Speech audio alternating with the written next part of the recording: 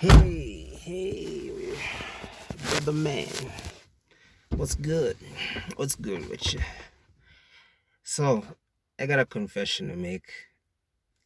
I broke the celibacy.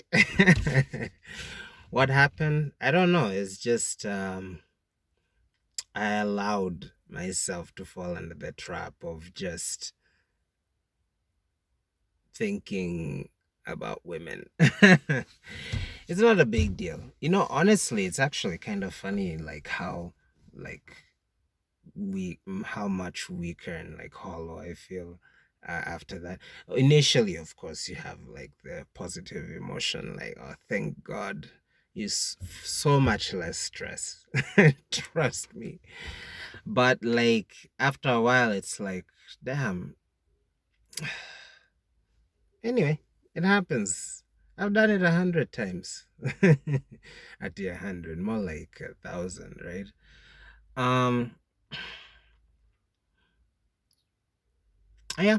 So basically, today was my day off, right? And tomorrow, right back at it. Um, Within the year-long journey, it's not just like, oh, you like quit if some aspect of your training falls short. No, I want to keep going with the daily meditations and everything like that, the book, because um number one, I don't really have an excuse. It doesn't take that much time to make these videos. And number two, it reminds me that I am on a journey. And even if it takes the rest of my life, it's my duty to keep going. So let's keep going. Day 9. Welcome. Deng Ming-Dao. 365 Dao. Great book. Okay. So, page 9 is titled Optimism. Okay. I just like showing you guys the Chinese characters there. Okay. So the first poem states, clearing blue sky, a promise in bare branches. In winter, okay, before I continue, I just have to say something. Today I was trying to like stay more in the moment. And like I watched a video by Grandmaster Wolf. I'll link it below. Absolutely amazing teacher about like the natural state, right? The true mind, whatever you want to call like our I can't say self because Buddhists believe there is no self, right? But just the mind, let's just call it the mind. He's a fantastic teacher on just dropping everything and connecting to the mind, right? The original mind. So one of the things he was saying is that like you could look at like I'm looking at a tree right now, right? And the first time you see it, like if I've never seen anything like it in my life, right? It's like my body, it's more of a somatic experience than it is a mental one, right? And like maybe be concentrating on how it smells, how the leaves feel. Yeah, I can like feel the leaves, how the bark is and everything. Maybe like if you get a sense of its personality. Uh, and all of that is an somatic experiential event, right? But the next time you see it and the time after that, it's less, you get less of that, right? It's more like you've already sort of put it in its own box and you already expect something out of it, all right? And you miss that previous sensation of seeing that object, right? So it's what he was saying is just essentially stop putting things in a label so much, instead of categorizing it and thinking that you know it all, or like just any other sort of like um mental chatter that would come up from looking at it. Just experiencing, you know and that initial experience is what reality is. Everything after that, every attachment you put to it, and by attachment I mean like in every mental label, mental construct you put as a substitute for the thing, is not reality. That's your interpretation. So basically, what I was trying to do today is just experience reality. Right? So I was walking to the store and I looked up in the clouds. God, I wish I took a picture, but I'm kind of shy about taking pictures and like when there are other people watching, right? And the clouds, oh my God, there were like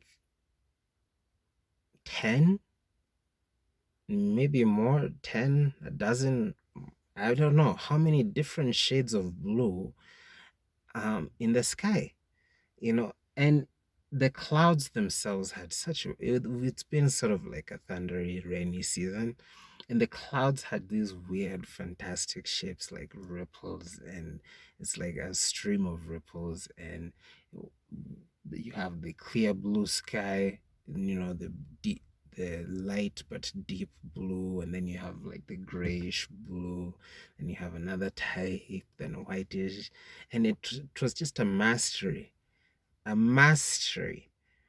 of color. And it's really only one color, blue. Mother of God. I'm thinking like, how much do we miss just by being in our heads all the fucking time? How much of life are we voluntarily skipping out on just by choosing to permanently stay in our heads, versus experiencing what's out there? And I'm not an artist. Well, I'm a writer, but I wish I had a way to like recreate what I saw today in the sky. It was just a fantastic thing. Yeah. Right now, the sky still kind of has that look, but it wasn't as dramatic as it was earlier, and I just thought that was one of the highlights of my day. So, back to the poem. Clearing blue sky, a promise in bare branches. In winter there are sunny days. In adulthood, childhood can return. There's a lot of that in meditation, reclaiming your innocence, reclaiming your sense of wonder for the world.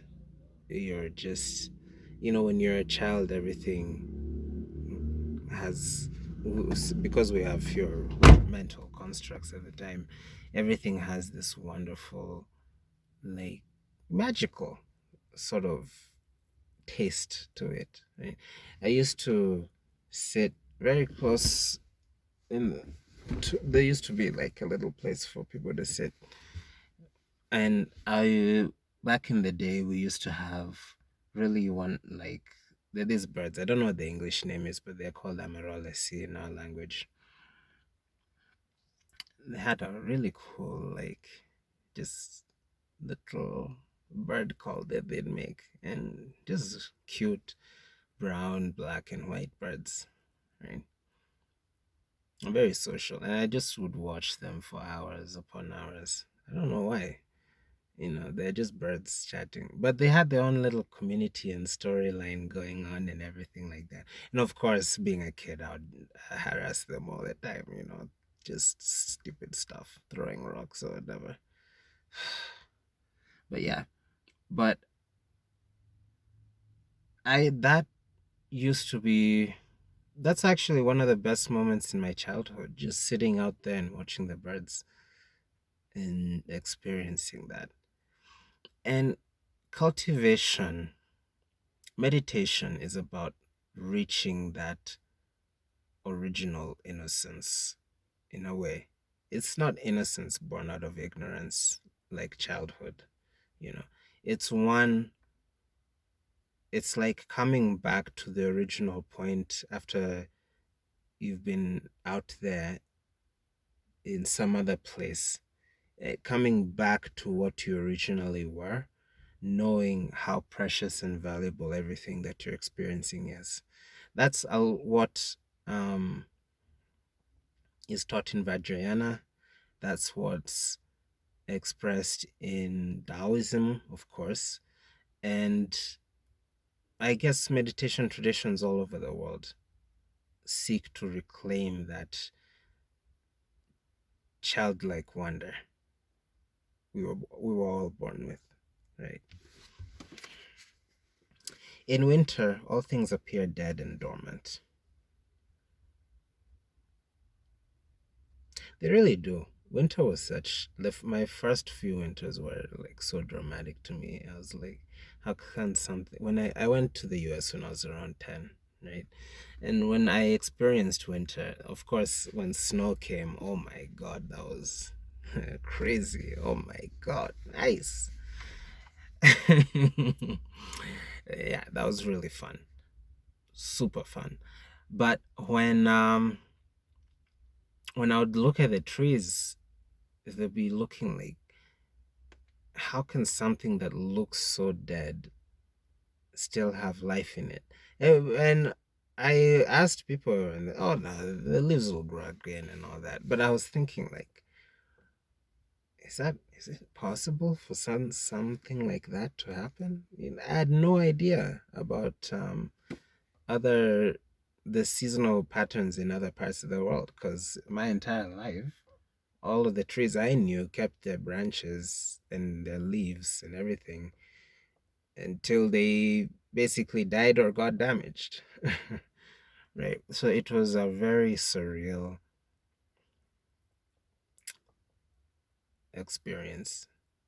And I can say with a lot of confidence, though, that Virginia, now I'm not talking about the people, but the Virginia is a landscape. The Blue Ridge Mountains were magical to me. They still are. I still have like this connection to them. It's just a beautiful. It was genuinely a beautiful place. And the trees and the leaves and everything. And there was something about it, like you could just feel like a primordial essence in the ground. I don't know. Maybe I'm thinking too much about it, but I felt a deep connection to the earth when I was there. Formed one. The rain and snow seem incessant, the nights long. Then one day the sky clears to a brilliant blue. The air warms, a mist rises from the earth, and the perfume of water, clay, and moss drifts through the air. Those are my just early morning scents.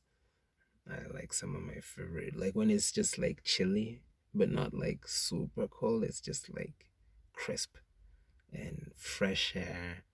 Everything is just like brand new before the sun has like evaporated all the water. The morning dew. It's one of my favorite times. Gardeners are seen preparing new stock, though they are only bare branches and grey root ball. Gardeners branches and a grey root ball. What's that? I don't have Google with me right now. Root ball.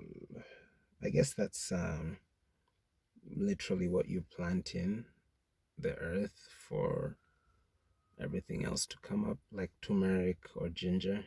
You like plant the root, carrots, and the plant goes up after that. The people are optimistic. They know that there will be an end to the cold. I like the cold. But yeah, I get it. When things are in slumber, in the case of cultivation, in early stages of cultivation, um, we know due to the natural process that things will come back to life once more. It's a natural cycle. Cultivation mimics in Taoism and also in Vajrayana. It mimics the natural cycle of, I guess, like temporal climates, you know, summer, fall, winter, spring. It tries very hard to match that. And I think that's one of the aspects of Taoism that attracts me the most. It's like it's really a natural religion, a nature based religion, natural magic. In adulthood, we often see responsibilities as something dreadful. Why should we dig the ground when the weather is disagreeable? We see activities only as obligations and we strain against our fate. But there is a joy to working in the harmony with the proper time, to working in harmony with the proper time. When we do things at just the right occasion and those efforts bear fruit later, the gratification is tremendous. There's nothing better than eating the fruits of your own labor, uh, labor that was both creative and positive, nurturing to the community and to the earth. There's nothing better than it. I used to build websites that brought in a lot of income, and you just plant the seed, right? I used to imagine, oh, I'm like making a robot or something, right? And I knew one day it'll grow up and it'll start bringing in the dough. And that was fun. A couple months later, it starts racking in some money, and that was good. It's the same with manifestation, too, by the way. You know, in manifestation, the act of concentrating on your desire continuously every single day is like planting the seed and watering it, cultivating. There was an old man who began an orchard upon his retirement. Everyone laughed at him. Why plant trees? They told him that he would never live to see a mature crop. Undaunted, he planted anyway, and he has seen them blossom and has eaten their fruit.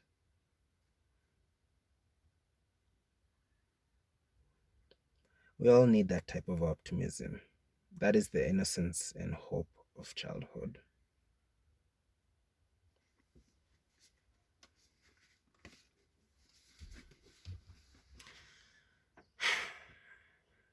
Yeah, and I feel so blessed that I had like that experience of childlike wonder today. When I was looking up in the sky, like I had to try to like act normal because there are still people on the road wondering why is this guy looking up? There's nothing there. Um, but I was enthralled by it, and that's how I want to experience my life. Yeah, all the days of my life, I hope to experience the natural state, the original mind. Thank you so much for your time today. I hope your cultivation efforts are going very well. Have a great night or great day.